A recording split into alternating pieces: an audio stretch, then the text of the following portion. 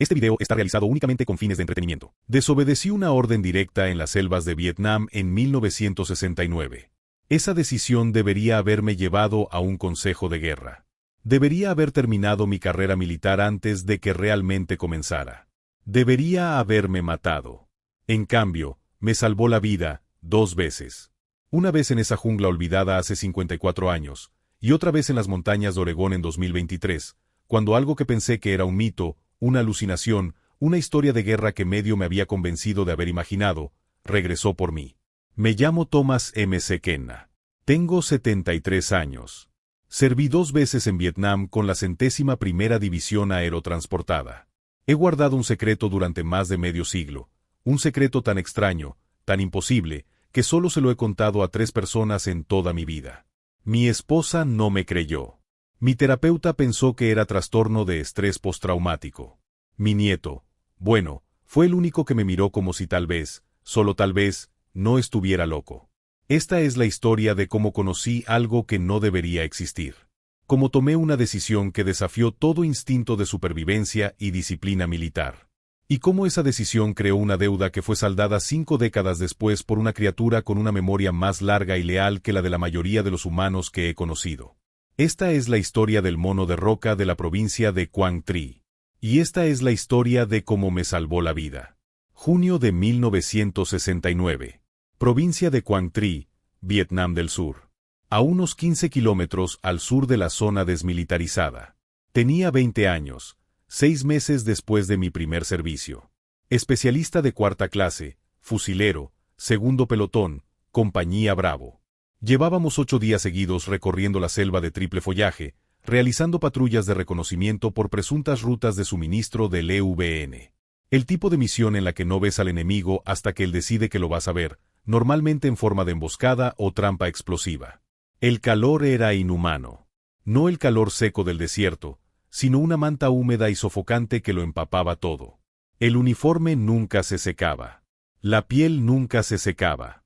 Podredumbre selvática, pie de trinchera, picaduras de insectos que se infectaban, todo era parte del asunto. La selva misma se sentía viva, de una manera hostil y vigilante.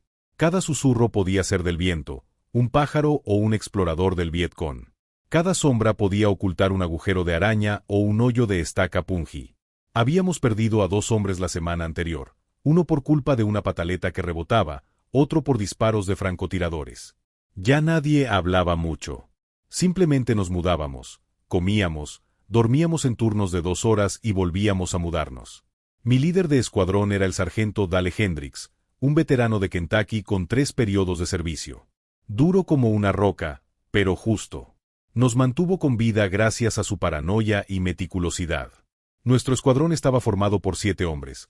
Hendricks, yo, el cabo Jimmy Bass, el soldado de primera clase Raymond Doc Tully, nuestro médico, el soldado de primera clase Luis Ortega, el soldado de primera clase Marcus Webb y el soldado de primera clase Andy Kowalski, el más joven de nosotros, con 19 años.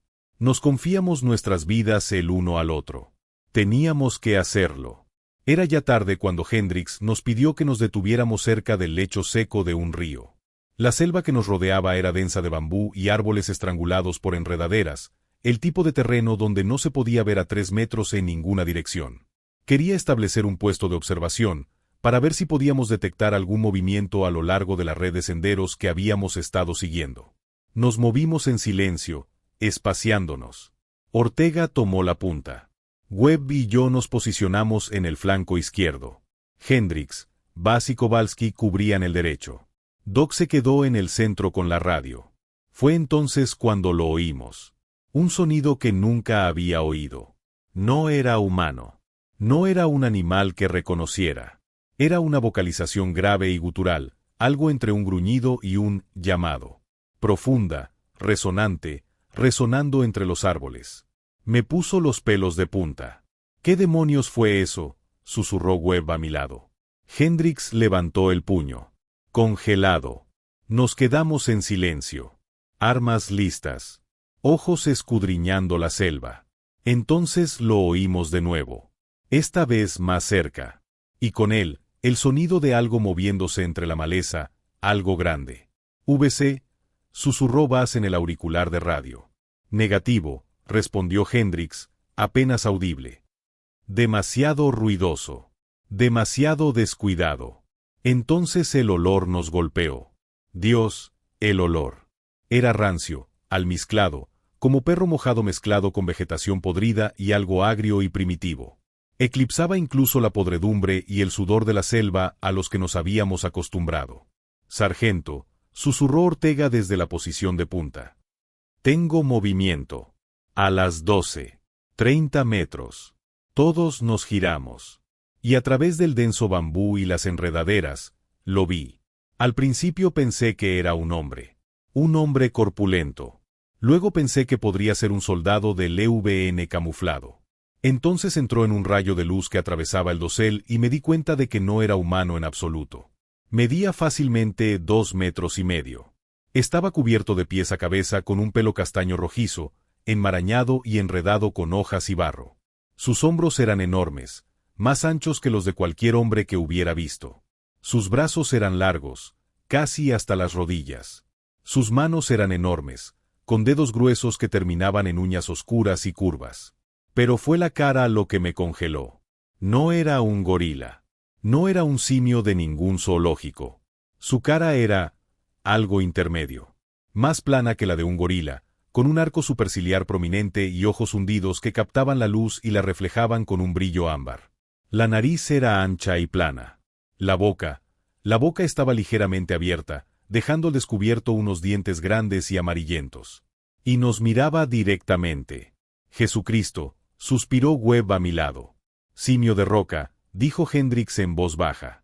Su voz era tensa y controlada, pero se percibía un dejo de incredulidad en ella.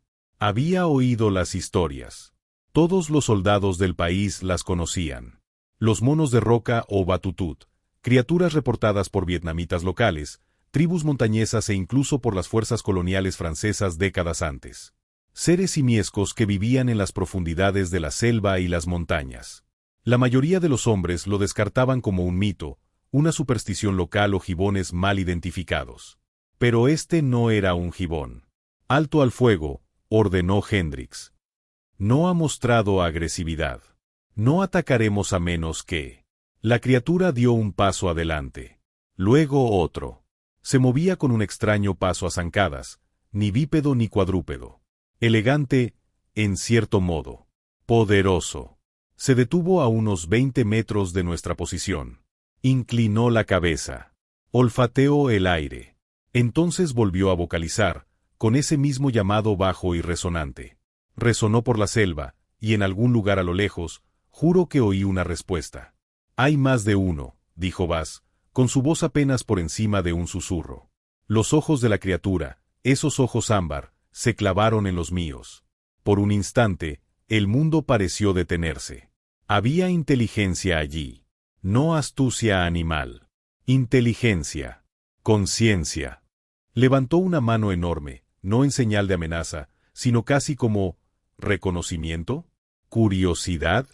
M. Sequena, dijo Hendrix en voz baja. ¿Tienes alguna oportunidad? Lo hice. Mi M16 ya estaba al hombro, sin seguro y con el dedo apoyado en el guardamonte. 20 metros. Centro de masa. Un disparo fácil. Sí, sargento. Lo entiendo. Si se carga, lo sueltas. ¿Entendido? Comprendido. Pero no cargó. Simplemente se quedó allí, observando. Y entonces sucedió algo que nunca olvidaré. La criatura se agachó, lenta y deliberadamente, y recogió una rama gruesa del suelo de la selva. Por un instante, pensé que la usaría como arma. Mi dedo se dirigió al gatillo.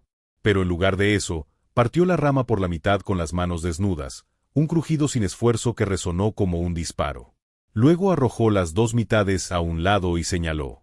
Puntiagudo. Por el sendero. En la dirección que habíamos tomado.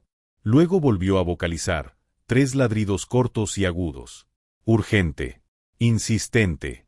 Y se dio la vuelta y se perdió en la jungla, moviéndose con una velocidad y un silencio impactantes para algo tan grande. ¿Qué diablos fue eso?, dijo Kowalski con voz temblorosa. Hendrix, debemos informar esto, dijo Bass. Hendrix no respondió de inmediato. Estaba mirando fijamente el lugar donde había desaparecido la criatura, con la mandíbula apretada. «Sargento», dije. «Ortega», dijo Hendricks finalmente. «Avanza. Despacio y con cuidado. Revisa el camino que tienes delante. Sargento, esa cosa simplemente. Ya sé lo que hizo, Ortega. Muévete». Avanzamos con cautela, con las armas listas y todos los nervios en vilo. El olor aún flotaba en el aire, ese hedor primitivo y almizclado que parecía impregnarlo todo. Ortega avanzó, observando el sendero. De repente, se detuvo. Levantó el puño. «Sargento, tiene que ver esto». Subimos. Y allí, parcialmente oculto bajo una capa de hojas y ramas que parecían recién removidas, había un pozo de pungi. Una enorme. De 2,5 metros de ancho y quizás 3 de profundidad. El fondo estaba cubierto de docenas de estacas de bambú afiladas, algunas manchadas con lo que parecían heces, un truco favorito de los vikingos para asegurar la infección. «Jesús», susurró Doc. «Esa cosa», dijo Webb lentamente. «Nos estaba avisando». Hendricks se arrodilló, examinando el pozo. El camuflaje era experto, casi invisible. Si hubiéramos seguido por el sendero a nuestro ritmo, al menos 2 de nosotros habríamos caído. Quizás más. Apuntaba, dije. Apuntaba justo a este punto. Hendricks me miró y luego volvió a mirar el foso. Su rostro era indescifrable. «Ortega, revisa si hay cables. Doctor, estate alerta. Esto podría ser parte de una zona de aniquilación». Revisamos la zona con cuidado. Ortega encontró un cable trampa conectado a una granada 20 metros más adelante en el sendero. Webb encontró trincheras abandonadas, pero recientes. Este había sido un lugar de emboscada, preparado con esmero. Y habíamos estado caminando directamente hacia él. «Esa cosa nos salvó el trasero», dijo Bass en voz baja. Hendricks se puso de pie, miró hacia atrás en la dirección en la que se había ido la criatura y luego a nosotros. «No hablamos de esto», dijo. «De nada. Ni de lo que sea que fuese. Ni del foso.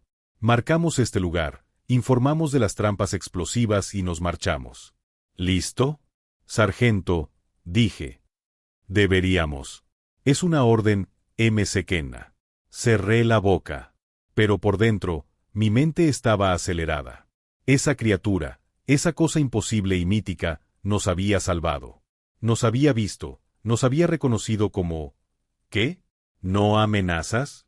¿Seres como ella? Se había esforzado por advertirnos.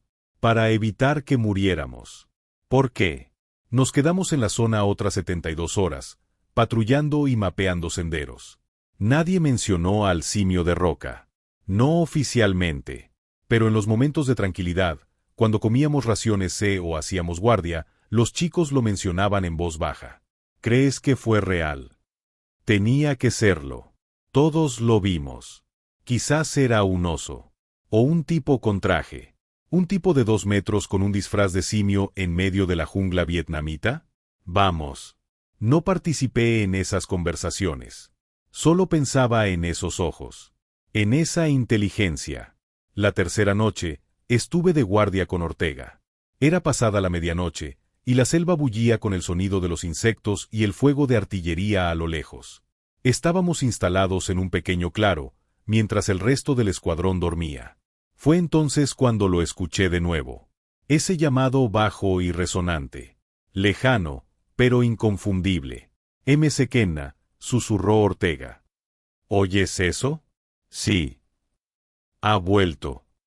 Ambos escudriñamos la arboleda, con las armas preparadas. La llamada se oyó de nuevo, más cerca esta vez. Entonces, movimiento, sombras moviéndose en la oscuridad. Y luego salió a la luz de la luna. La misma criatura. Estaba seguro. El mismo pelo castaño rojizo, la misma complexión imponente. Pero ahora podía ver detalles que antes no había visto. Tenía una cicatriz en el hombro izquierdo, una línea larga e irregular que parecía antigua. Y tenía la oreja derecha desgarrada, con un trozo faltante en la parte superior. Se quedó en el borde del claro, quizás a 30 metros de distancia, observándonos. Debería despertar a Hendricks, susurró Ortega. No, dije en voz baja. No te muevas. Solo, observa. La criatura ladeó la cabeza, observándonos.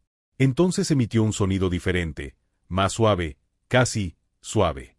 Un ruido sordo que me resonó en el pecho. Y luego hizo algo que todavía me da escalofríos 54 años después. Se puso una mano enorme sobre el pecho. Luego la extendió hacia nosotros, con la palma hacia afuera. Un gesto universal. Paz. Reconocimiento. Respeto. No sé qué me llevó a hacerlo, pero hice lo mismo. Bajé el rifle, me puse la mano sobre el pecho y la extendí hacia la criatura. Resopló, un sonido que podría haber sido de aprobación o comprensión. Luego se dio la vuelta y desapareció en la selva, silencioso como el humo. Eso acaba de pasar, susurró Ortega. Sí, dije. Sí, lo hizo. 2 días después, entramos en el infierno. Nos ordenaron investigar informes de actividad del EVN cerca de una aldea a unos 5 kilómetros al noreste de nuestra posición. Inteligencia indicó que se trataba de un depósito de suministros, posiblemente defendido por una pequeña unidad. La inteligencia estaba equivocada. Era una fuerza del tamaño de un batallón y caminamos directamente hacia el medio de ellos. La emboscada ocurrió al amanecer. Estábamos cruzando un arroyo, con la mitad del escuadrón ya en la otra orilla, cuando la selva explotó. Disparos de armas automáticas desde 3 lados. RPGs. El agua a nuestro alrededor estalló en géiseres de lodo y sangre. Kowalski cayó primero, con un disparo en el pecho. Doc se abalanzó sobre él, arrastrándolo hacia un lugar seguro. Webb respondió al fuego, gritando algo que no pude oír por encima del rugido de los disparos. «Retroceda», gritaba Hendricks. «Retroceda hasta la línea de árboles». Corrimos. Las balas silbaron en el aire, se estrellaron contra los árboles y levantaron tierra a nuestros pies. Bass recibió un golpe en la pierna y cayó al suelo con fuerza. Ortega y yo lo agarramos, medio arrastrándolo, medio cargándolo hacia un tronco caído. Estábamos acorralados, superados en número y armamento. «Radio», gritó Hendricks. «Doc, ponte en contacto con esa maldita radio». Doc lo intentaba, pero el teléfono estaba muerto, hecho pedazos. No teníamos apoyo. No había salida. No había salida. LVN se acercaba, avanzando por la selva en equipos coordinados. Profesionales. Disciplinados. Teníamos quizás 5 minutos antes de que tomara nuestra posición. Estaba detrás del tronco con Ortega, cambiando cargadores, cuando lo escuché. Ese llamado. Esa vocalización profunda y resonante que resuena en la jungla. «Vamos», dijo Ortega. «Ahora no. Ahora no, carajo». Pero no fue una sola llamada. Fueron varias. Venían de diferentes direcciones. Nos rodeaban. Y entonces empezaron los gritos. No son nuestros gritos. Son de ellos. Los soldados del EVN en nuestro flanco izquierdo salieron repentinamente de su escondite y corrieron, disparando frenéticamente hacia la selva. Uno de ellos gritaba en vietnamita, algo agudo y lleno de pánico. Entonces los vi. Simios de roca. Al menos 4, quizá más. Se movían por la jungla como fantasmas, increíblemente rápidos, increíblemente silenciosos a pesar de su tamaño. Uno de ellos se estrelló contra un soldado del EVN, aplastándolo como si fuera un muñeco. Otro recogió una rama caída, del tamaño de un poste de teléfono, y la blandió como un garrote, destrozando un nido de ametralladoras. El fuego del EVN cambió de dirección y se centró en las criaturas. Pero eran demasiado rápidas, demasiado fuertes. Una de ellas recibió varios disparos en el pecho y apenas se inmutó. Rugió, un sonido tan fuerte y primitivo que hizo temblar el suelo, y cargó directamente contra un grupo de soldados, dispersándolos como hojas. «¿Qué está pasando?», gritó Webb. LVN se retiraba a toda velocidad, adentrándose en la jungla, abandonando armas y heridos. Los monos de roca los persiguieron, alejándolos de nuestra posición con una eficacia aterradora. Y entonces, en el repentino y sorprendente silencio que siguió, uno de ellos se acercó a nosotros. El mismo. Lo supe al instante. La cicatriz en el hombro izquierdo. La oreja derecha desgarrada. Se detuvo a 10 metros de nuestra posición. Cubierto de sangre, parte suya, la mayor parte ajena. Sus ojos ámbar encontraron los míos. Por un largo momento nos quedamos mirándonos el uno al otro. Luego hizo el mismo gesto, la mano sobre el pecho y luego la extendió hacia nosotros. Y lo entendí. Deuda pagada. Kenna, dijo Hendrix en voz baja a mi lado. Baja el arma. Yo lo hice. Los demás también. La criatura resopló, asintió, un gesto inequívocamente humano, y se dio la vuelta. Los demás simios de roca emergieron de la selva y se unieron a ella. Juntos, se adentraron en el bosque, mientras sus vocalizaciones se perdían en la distancia. Nos quedamos allí sentados en un silencio atónito durante lo que pareció una hora, pero probablemente fueron solo unos minutos. Nos acaba de salvar Pie Grande, dijo finalmente Webb. Nadie respondió. ¿Qué podrías decir? El doctor estaba atendiendo a Kowalski, pero todos podíamos ver que la situación era grave. Murió 20 minutos después, antes de que el helicóptero de evacuación médica pudiera llegar hasta nosotros. Bass sobrevivió. Todos sobrevivimos, excepto Kowalski. Por ellos. Por él. Al regresar a la base, Hendrix presentó su informe posterior a la acción. Contacto con el enemigo. Emboscada. Un muerto, un herido. El enemigo rompió el contacto por razones desconocidas. Razones desconocidas. 2 días después, nos metieron a todos en una tienda de campaña y nos recibieron un capitán al que nunca habíamos visto y 2 hombres vestidos de civil. Probablemente de la CIA, aunque nunca lo dijeron. Nos preguntaron sobre la emboscada. Sobre lo que vimos. Sobre qué obligó al EVN a retirarse. Hendrix les contó la misma historia. Razones desconocidas. Posiblemente fuego de artillería. Posiblemente confusión. No le creyeron. Se les notaba en los ojos. Luego nos preguntaron a cada uno, individualmente. Nos separaron. Nos interrogaron como si fuéramos sospechosos. Les dije la verdad. Les describí las criaturas, el ataque, todo. El hombre de la CIA escuchó, tomó notas y luego cerró su cuaderno. Hijo, dijo. Llevas 6 meses en el país. Has presenciado combates intensos. Has perdido amigos. La mente hace cosas extrañas bajo estrés. Lo que crees haber visto no es raro. Alucinaciones. Histeria colectiva. Sucede. No fue una alucinación, dije. El informe oficial indicará que las fuerzas enemigas rompieron el contacto debido al fuego de artillería. Eso fue lo que ocurrió. ¿Entiendes? Pero... ¿Entiendes, especialista Kenna? Entendí. Entendí que la verdad no importaba. Que lo imposible no encajaba en su guerra ordenada y organizada.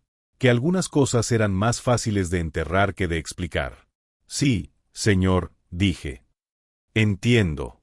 A todos nos dieron el mismo discurso. Todos estuvimos de acuerdo. ¿Qué opción teníamos? Pero entre nosotros, en las horas de tranquilidad, lo hablábamos. Lo recordábamos. Y sabíamos lo que debíamos. Regresé de Vietnam en 1971. Me casé en 1973. Tuve 2 hijos. Trabajé como maquinista durante 38 años.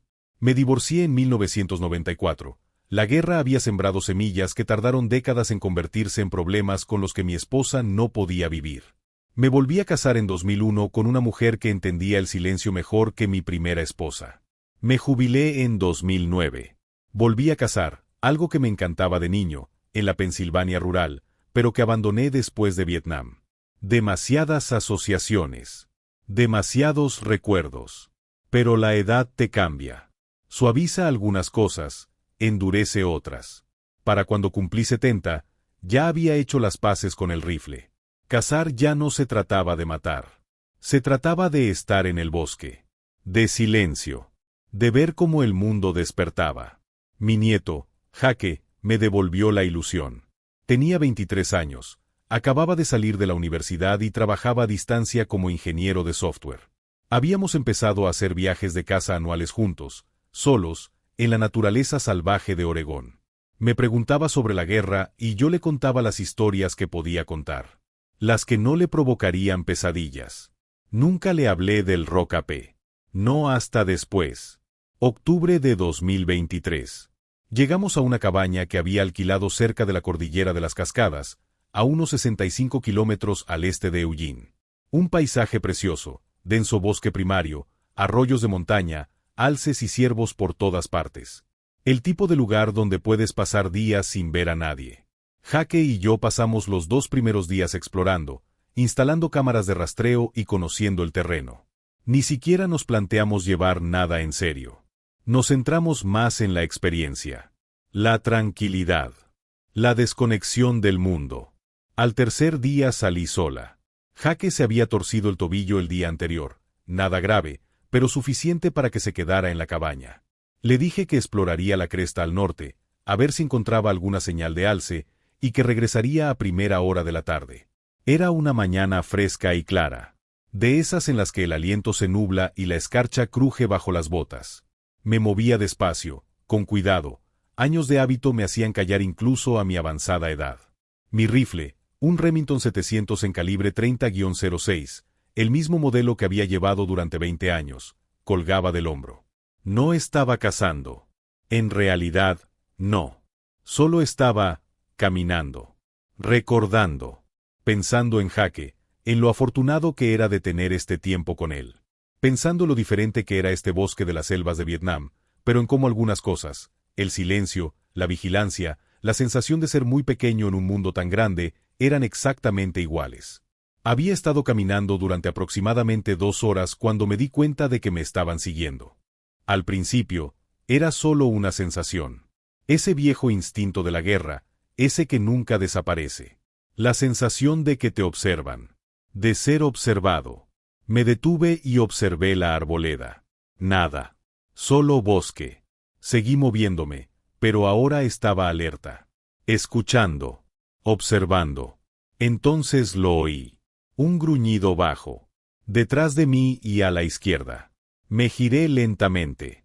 El lobo estaba a unos 15 metros de distancia, parcialmente oculto tras un tronco caído. Grande. Gris y negro. Sus ojos estaban fijos en mí. No soy ajeno a los lobos. Sé que generalmente evitan a los humanos. Los ataques son poco frecuentes. Pero también sé que los lobos solitarios pueden ser impredecibles, y un lobo hambriento es un lobo peligroso.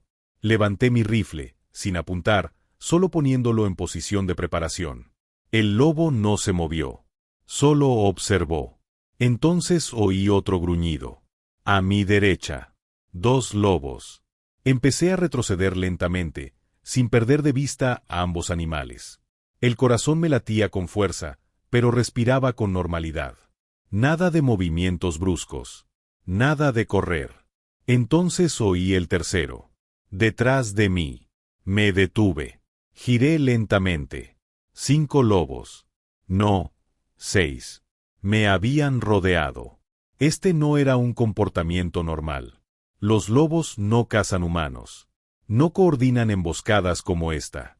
Pero allí estaban, formando un círculo suelto, todos observándome con esos ojos fríos y calculadores de depredador. Estaba en problemas. El más grande, el alfa, supuse, dio un paso adelante. Sus labios se retrajeron, revelando largos colmillos amarillos. Gruñó, un rugido profundo que sentí en el pecho. Levanté mi rifle y apunté a su pecho. No quería disparar. No quería matar a un lobo. Pero no iba a morir allí. Retroceda, dije con voz firme pero fuerte. Váyase. Salga de aquí. El alfa dio otro paso adelante. Los demás lo rodearon. Quité el seguro. Dedo en el gatillo. Esto era todo. Iba a tener que. El rugido provenía de algún lugar detrás del alfa. Era tan fuerte, tan increíblemente profundo, que parecía como si el aire mismo vibrara. Los lobos se quedaron paralizados. Las orejas pegadas a la cabeza. Las colas metidas. Entonces algo enorme se estrelló contra la maleza, algo que hizo que el suelo temblara con cada paso. Los lobos se dispersaron. No corrían, sino huían. Un terror absoluto y primario los alejaba de lo que fuera que se avecinaba. Y entonces lo vi. Al principio, No podía procesar lo que veía. Mi mente se negaba a aceptarlo. Era un pie grande. Un Bigfoot. De 2,5 metros, quizá más. Cubierto de pelo castaño oscuro que se estaba volviendo canoso alrededor de la cara y los hombros. Hombros enormes. Brazos que le llegaban casi hasta las rodillas. Y una cicatriz. Una cicatriz larga y dentada en su hombro izquierdo. Y una oreja derecha rota. El tiempo se detuvo. Me quedé allí, con el rifle aún en alto, contemplando aquella cosa imposible. Esta criatura que no podía existir. Este mito que, de alguna manera, había desaparecido de mis recuerdos y se había adentrado en la naturaleza salvaje de Oregón. Se detuvo a unos 9 metros de distancia. Sus ojos, ámbar, tal como los recordaba, se clavaron en los míos. Durante un largo momento ninguno de los dos se movió. Luego, lentamente, la criatura levantó una enorme mano y la colocó sobre su pecho. Tal como sucedió hace 54 años. Luego extendió esa mano hacia mí, con la palma hacia afuera. El rifle se me resbaló de los dedos entumecidos. Apenas lo sentí tocar el suelo. «Eres tú», susurré. «Eres realmente tú». El pie grande resopló, un sonido que podría haber sido de reconocimiento o de diversión. Dio un paso más cerca. Debería haber estado aterrorizado. Debería haber corrido.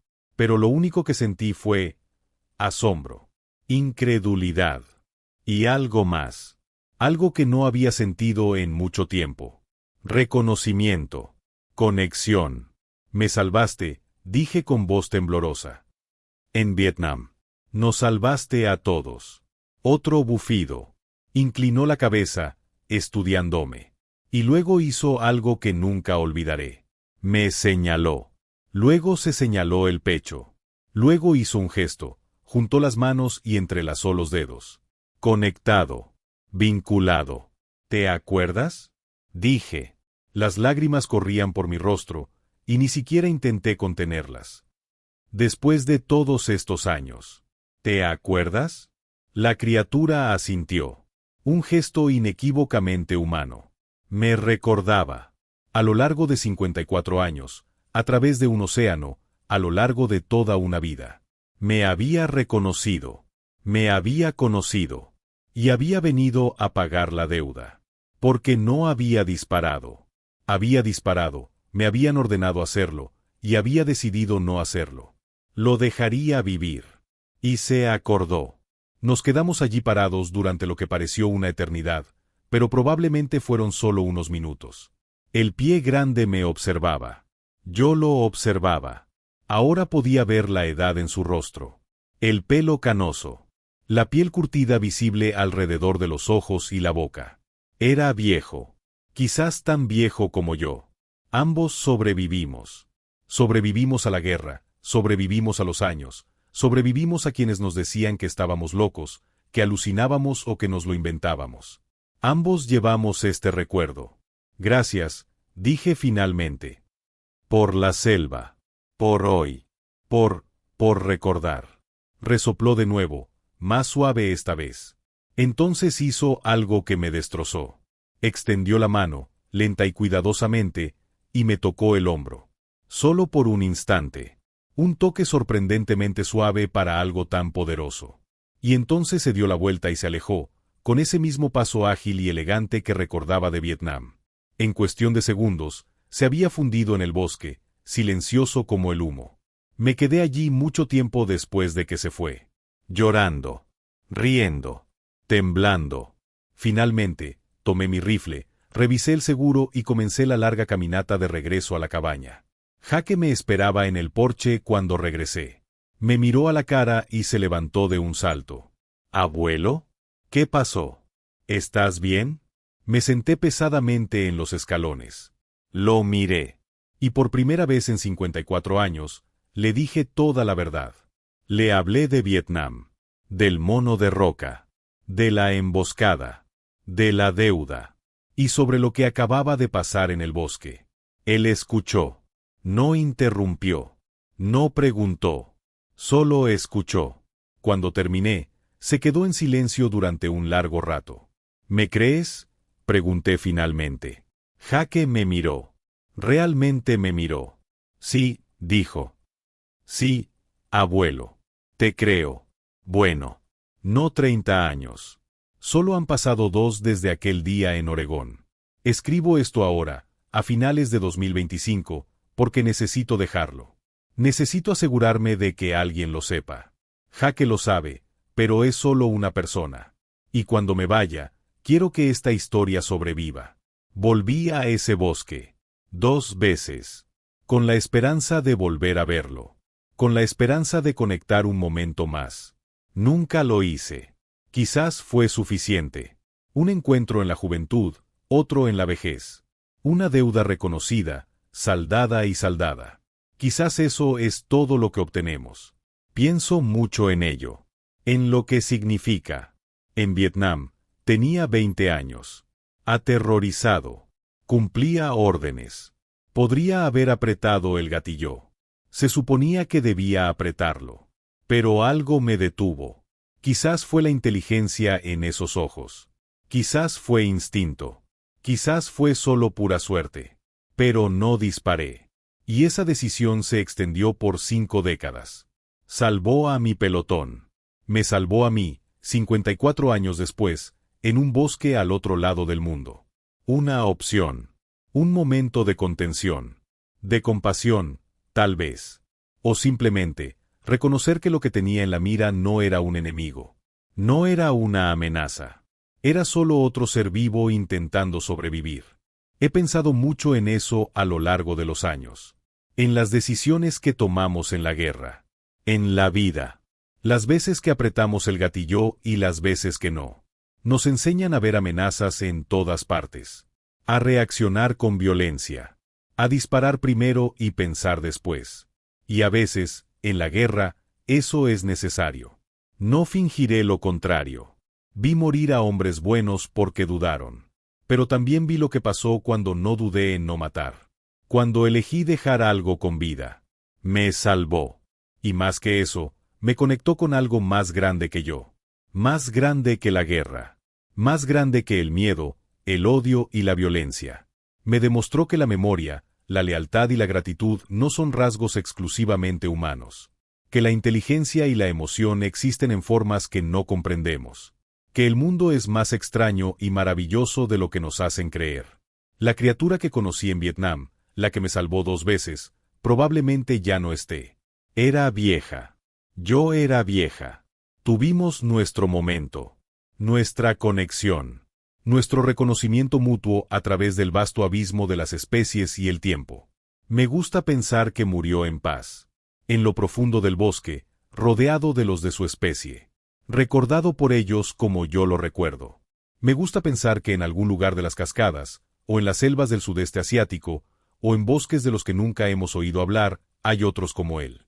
Viviendo en silencio. Evitándonos. Observándonos desde las sombras. Y tal vez, solo tal vez, recordándonos. A los que eligieron no disparar. A los que los vieron y los dejaron vivir. Esa es la historia. Esa es mi verdad.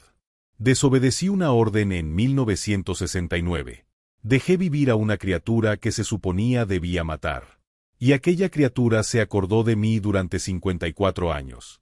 Me lo devolvieron. Me salvó la vida. Reconocí la deuda. Y al hacerlo, me enseñó algo profundo sobre lo que significa ser humano, o lo que significa estar vivo en absoluto. La memoria es sagrada. La lealtad es sagrada. La vida es sagrada. Y a veces, el mayor acto de valentía no es apretar el gatillo. Es elegir no hacerlo. Me llamo Thomas M. Kenna. Tengo 75 años. Vivo en Oregón con mi esposa, Susan. Mi nieto, Jake, viene a menudo de visita. Seguimos cazando juntos, aunque ya no llevo rifle. Solo una cámara. Nunca volví a ver al pie grande. Pero vi sus huellas. Escuché sus gritos a lo lejos. Encontré señales de su presencia, árboles torcidos, marcas inusuales, ese olor a almizcle que jamás olvidaré. Todavía está ahí fuera. O su familia. Sus descendientes. Y me gusta saber eso. Me gusta saber que el mundo aún alberga misterios. Que no todo se puede explicar, categorizar ni controlar. Que aún existen lugares salvajes donde habitan seres salvajes, más allá de nuestro alcance, más allá de nuestra comprensión. Y me gusta saber que una vez, hace mucho tiempo, tomé la decisión correcta. Dejé que algo viviera. Y se acordó. Si estás escuchando esto, ya sea en la naturaleza, cazando, haciendo senderismo o simplemente caminando, mantén los ojos abiertos. Presta atención. Escucha. Nunca sabes que te observa desde las sombras. Nunca sabes que te podrá recordar.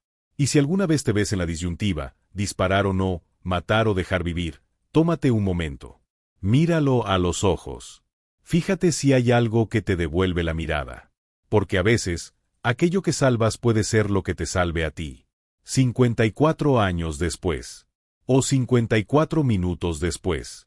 O mañana. La vida es larga. La memoria es más larga. Y la lealtad es para siempre.